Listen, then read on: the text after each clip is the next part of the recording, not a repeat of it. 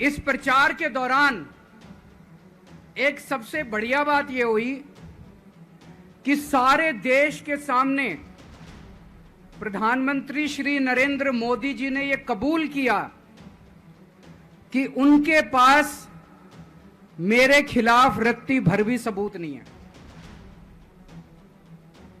हम कहते थे ना, जब भी हमसे पूछा जाता था कि भाई ये कह रहे हैं 100 करोड़ रिश्वत ली, 100 करोड़ रिश्वत ली, वो 100 करोड़ कहां गया?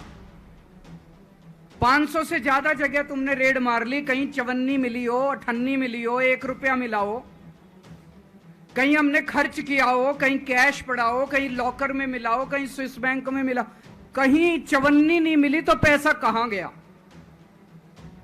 तो एक टीवी चैनल के इंटरव्यू में उस टीवी वाले ने मोदी जी से पूछा कि प्रधानमंत्री जी, ये केजरीवाल चारों तरफ कहता घूम रहा है कि आपके पास उसके खिलाफ कोई सबूत नहीं है, आपके पास उसके खिलाफ कोई रिकवरी नहीं है, फिर आपने उसको गिरफ्तार कैसे कर रखा है? पता है प्रधानमंत्री जी ने क्या कहा? प्रधानमंत्री जी कहते हैं, मैं मानता हूं कि केजरीवाल के खिलाफ कोई सबूत नहीं है, मैं मानता हूं कि केजरीवाल के खिलाफ कोई रिकवरी नहीं है, क्योंकि केजरीवाल अनुभवी चोर है। चलो मान लिया मैं अनुभवी चोर हूं, तुम्हारे पास सबूत तो नहीं है, तुम्हारे पास रिकवरी तो नहीं है, तो यूं ही डाल दिया मेरे को जेल में, बिना सबूत के डाल दिया मेरे को जेल में, बिना रिकवरी के डाल दिया जेल में। देश के इतिहास में 75 साल में सबसे ज्यादा बहुमत से आई हुई सरकार है। एक बार 70 में से 67 सीट, दूसरी बार 70 में से 62 सीट, 55% से ज्यादा वोट शेयर।